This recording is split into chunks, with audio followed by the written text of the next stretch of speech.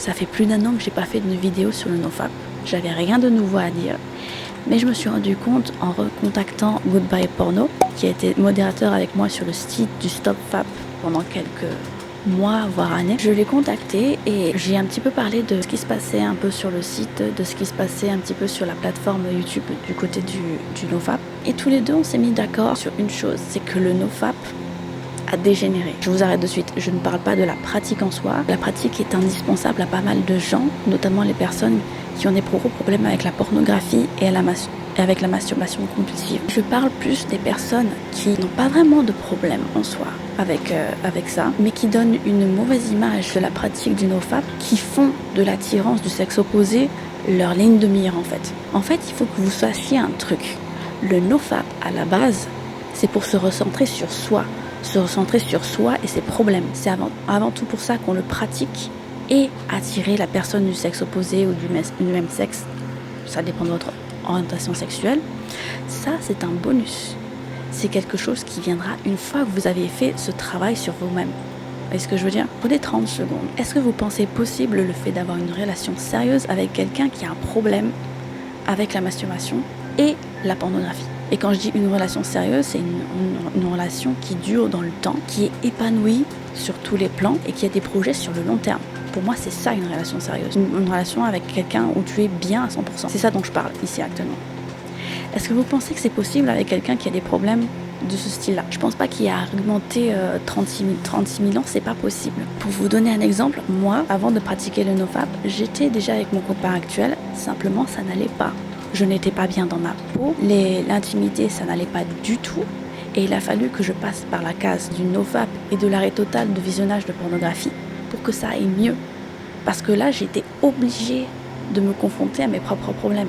Mon anxiété sociale, ma capacité à me faire des amis, à tenir des amitiés qui sont importantes à mes yeux, ça, je pouvais pas le faire. De repousser toujours les choses à la dernière minute. Le fait de ne pas me sentir 100% bien dans mon corps à chaque fois que je sors de chez moi, à chaque fois que je suis confrontée au regard d'autrui, avant de pratiquer le nofap sérieusement et de faire un gros travail de réflexion sur moi-même. Si tu veux changer ta vie, il faut employer la manière forte. Une chose qui m'avantage fortement par rapport à la pratique du nofap, c'est que je suis obsessionnelle. C'est un de mes traits de caractère. Je l'ai depuis que je suis petite. Quand il y a quelque chose qui m'intéresse fortement, je m'y accroche et je vais jusqu'au bout, tu vois, jusqu'à ce que je puisse plus rien en retirer d'avantage. J'ai toujours été comme ça. Ça a duré des jours, des mois, des années, même des trucs qui m'intéressaient il y a plus de 10 ans. Je suis toujours en plein dedans. C'est pour vous dire à quel point je suis obsessionnelle à propos de pas mal de choses. Et ça m'a aidée dans la pratique du nofap parce que je voulais vraiment m'en sortir. Je voulais vraiment améliorer mon côté social avec les gens et je voulais vraiment avoir une vie qui était viable parce que ma vie était remplie d'anxiété. C'était à un tel point que c'était débilitant. Je ne pouvais pas faire d'études sans avoir des crises d'angoisse tous les jours, plusieurs fois par jour. Mon copain, à chaque fois que je rentrais à la maison, il devait me ramasser la petite cuillère. J'étais une loque humaine. C'était pas possible de trouver un intérêt durable pour les études. Tous les jours, je me tapais des crises. Tous les jours.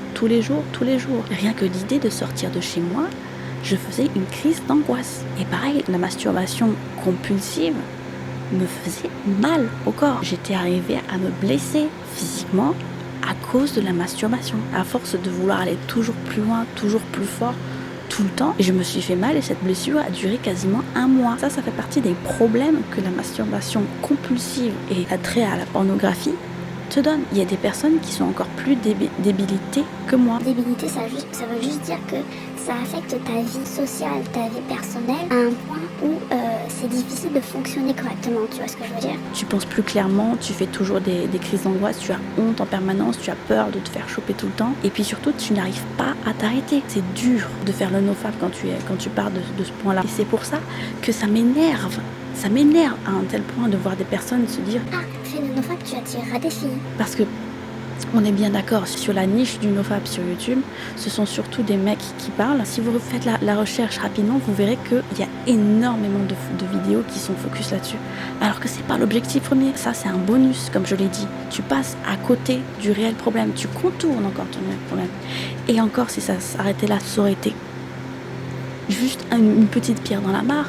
Mais bon, avec les propos de certaines personnes, tu te demandes si ça ne rajoute pas des problèmes ou personnes qui ont du mal à travailler avec leurs obsessions et avec cette maladie. Au bout d'un moment, quand ça te débilite à un tel point, ça devient une maladie. C'est psychologique, mais ça reste une maladie. Au même titre que les problèmes du style boulimie, anorexique, ce sont des comportements qui ont fini par faire partie de toi et dont c'est extrêmement difficile de se débarrasser à 100%. Si vous me connaissez, vous savez que ça fait 3 ans que je pratique ça. Mais ça ne veut pas dire qu'à chaque fois que je vois sur Twitter, par exemple, des gifs un petit peu suggestifs, voire pornographiques, floutés ou pas, ça me trigger pas. Je suis dans un état d'énervement à chaque fois que ça m'arrive. Heureusement, j'évite au maximum d'être exposée à ça, mais les fois où ça arrive, ça m'énerve tellement parce que ça me trigger, moi. C'est un problème que je dois prendre avec moi-même et me dire tout le temps. Bon, comment est-ce que tu réagis là maintenant? Est-ce que tu vas retourner sur les sites pornographiques? Est-ce que tu vas faire ton affaire? Ou est-ce que tu vas juste mettre ça de côté et prétendre que ça n'existe pas? Après tout ce temps, qu'est-ce que tu vas faire? Qu'est-ce que tu vas faire? Parce que c'est très dur de rester de marbre face à ce genre de médias. Même si tu pratiques pendant 1 an, 2 ans, 3 ans. Il y a même des personnes qui pratiquent depuis plus longtemps que moi, mais qui ont fini par se casser la gueule là-dedans, parce que c'est absolument partout. La sexualisation des médias est absolument partout, tout le temps, constamment. C'est un combat qui ne finit jamais. Et j'enfonce une porte qui est déjà ouverte. La plupart des gens, si le porno n'existait pas, s'ils n'étaient pas tombés sur des trucs pornographiques, ne se masturberaient pas, ou du moins beaucoup moins qu'avec tous ces médias-là. Et ça, j'en suis convaincue. Et je pense que c'est le fond du problème. Si tu arrêtes le porno et que tu fais un effort pour te focaliser sur tes problèmes plutôt que d'aller te pugner devant une vidéo, on me pardonnera le terme, hein, je pense que ça irait mieux. Je ne dis pas non plus que c'est facile. C'est un combat de tous les jours qui durera jusqu'à la fin de ta vie, parce qu'à mon avis, le porno ne disparaîtra pas comme ça, c'est pas possible. Il faut se faire accompagner. Alors pour ça, vous avez la communauté du Stop Fap sur laquelle je suis modératrice avec toute l'équipe de modo qui est ici. Vous avez des spécialistes de la sexualité, des sexologues, éventuellement des coachs. Mais bon, j'ai fait une vidéo sur le coaching et tout ça. Je ne suis pas très confiante vis-à-vis de ces personnes-là, mais vous pouvez quand même les contacter, qui ne tentent rien à rien. Voilà, ne pas rester seul, ne pas rester enfermé psychologiquement dans ce rouage, en fait. C'est ça le plus important. Après, une fois que vous avez réglé vos problèmes, parce que même si ça prend du temps, on y arrive, après seulement, les gens vont vous regarder autrement. Quand il va y avoir ces changements psychologiques chez vous, les gens vont vous regarder autrement. C'est là que vous allez commencer à plaire davantage, tu vois. Mais si vous vous arrêtez à juste « Ah, je plais à cette fille, ah, on m'a regardé plusieurs fois aujourd'hui », et que vous vous arrêtez là, mais vous n'avez pas réglé votre problème. Vous manquez le but premier. Ça sert à rien de s'arrêter maintenant.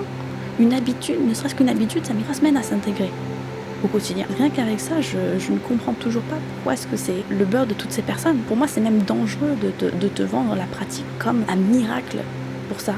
Sachant que le but premier de cette pratique, ce n'est pas ça.